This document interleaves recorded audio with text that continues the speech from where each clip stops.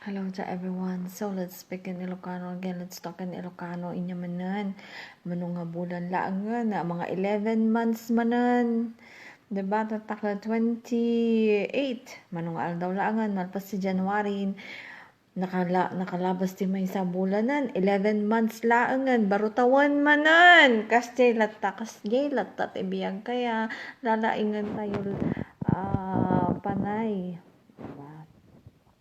So, shout out sa mga Ilocano dyan, di ba? You know that Ilocanos has their own Kingdom of Ilocanja sa northern part ng Pilipinas. So, there you go, guys! Yay! Let's be proud and be thankful, di ba, na may sarili tayong dialect, may sarili tayong kingdom, and well-known pa sa mabangong sibuyas at bawang.